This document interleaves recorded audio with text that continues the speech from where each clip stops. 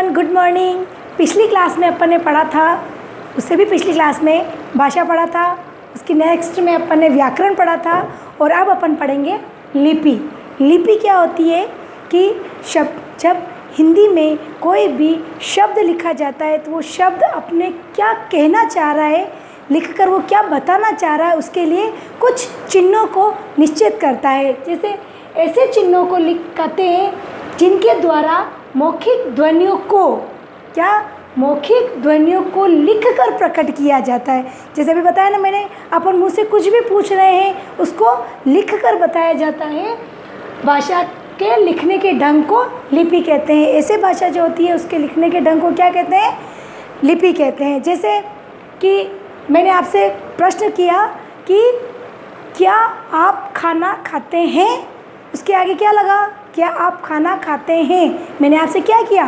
प्रश्न किया। तो प्रश्न करने के पीछे एक सिंबल होता है, निशान होता है, चिन्ह होता है, वो होता है क्वेश्चन मार्क होता है ना। प्रश्न लिखते हैं अपन, क्वेश्चन मार्क लगाते हैं, या क्वेश्चन ख़त्म हुआ उसका क्वेश्चन मार्क लगा, चिन्ह लगा। तो इसी ढंग से इस लिपि में अलग अलग चिन्ह बताए जाते हैं। जैसे संबोधन के लिए बताया जाता है, विराम के लिए बताया जाता है, कोमा कहाँ लगता है, ऐसी अलग अलग जो चिन्हों को लिखने के समय बताया जाता है, इसको अपन क्या कहते हैं?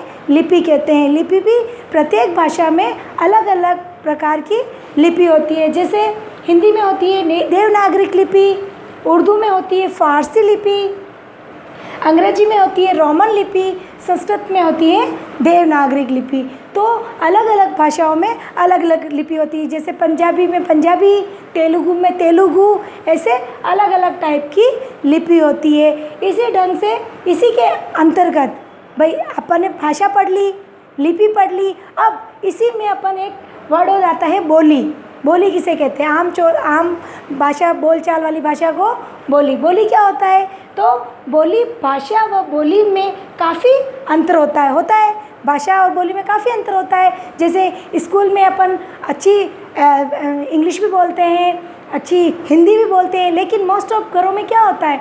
नहीं बोली जाती है, क्योंकि पेरेंट्स जो होते हैं वो आपस में बात करते हैं तो अपनी लैंग्वेज में बात करने, जो अपनी घर की लैंग्वेज होती है जिसको अपन गाँव की लैंग्वेज बोलते हैं, बोली, उसमें बात करते हैं। तो काफ़ी अंतर होता है। भाषा के क्षेत्रीय रूप को अलग अलग क्षेत्रों में अलग अलग टाइप से भाषाएं बोली जाती है। जैसे अपन यहाँ से थोड़ा सा जैसे राजस्थान में बोली जाती है राजस्थानी, जिसको अपन मेवाड़ी भी बोलते हैं ना, आप लोग भी घर पे बोलते होंगे मेवाड़ी भाषा, तो उसको मेवाड़ी बोली जाती है। ऐसे ही हरियाणा चले जाएंगे तो वहाँ हरियाणवी बोली जाती है, तो उधर के लोग उसको हरियाणवी बोली में बोलते हैं। इसी ढंग से अवधी, राजस्थानी, खड़ी बोली, अलग अलग टाइप की बोली जाती है। तो जैसे ही हमारा जो क्षेत्र होता है, एक क्षेत्र में जो बोली बोलने जाती है वो एक क्षेत्रीय बोली होती है। जैसे ही हमारे अलग अलग हम बोलते जाएंगे तो ये बोलने का जो भाषा का जो रूप है वो चेंज हो बदलता जाएगा, बोली भी बदलती जाएगी। कोटा की तरफ चले जाए तो वहाँ अलग बोली जाती है।